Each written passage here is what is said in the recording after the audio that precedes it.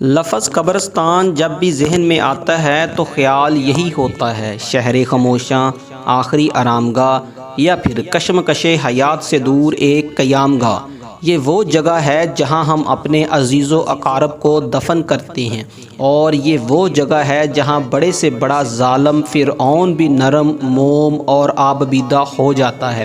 لیکن آج ہم آپ کو بتائیں گے کہ ڈسٹرکٹ پاک پتن کی تحصیل عارف فالہ کے قریبی گاؤں 113 ای بی، 119 ای بی اور 121 ای بی کا مشترکہ قبرستان، جہاں شہر خاموشاں پرسکون اماج گاہ کو یہاں کے کچھ با اثر افراد نے کمرشل اور رہائشی سوسائٹی میں بدل کر رکھ دیا۔ اس قبرستان میں ان با اثر افراد نے نہ صرف کمرشل یا ہاؤسنگ سوسائٹی بلکہ اپنے مویشیوں کے لیے بھی اس قبرستان کو استعمال کرنا اپنا معمول بنا لیا۔ خوف خدا سے کوسوں دور یہ افراد حکومتی اداروں کے منہ پر ایک زوردار تماچا ہیں۔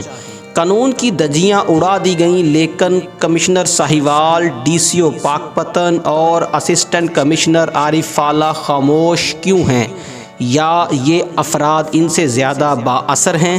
جب یہاں کے کچھ لوگوں سے بات ہوئی تو پتہ چلا کہ ہم متعدد بار درخواستیں بھی دے چکے، لیکن بے سود، اور افسوس صد افسوس کہ اس قبضہ مافیا کے سامنے حکومتی ادارے بھی گھٹنے ٹیک چکے ہیں۔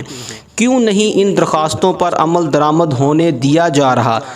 اگر یہ قانون ایسے ہی گونگا، بہرا اور اندھا رہا تو وہ وقت دور نہیں کہ یہاں پر قبریں کم اور قبضہ مافیا کے رہائشی پلاٹ زیادہ ہو جائیں گے۔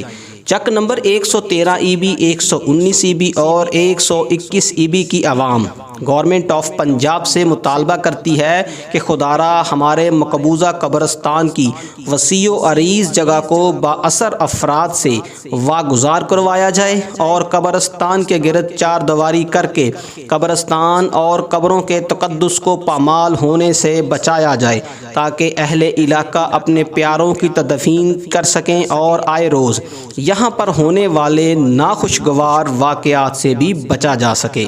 Report team voice of Punjab, district پاک پتن۔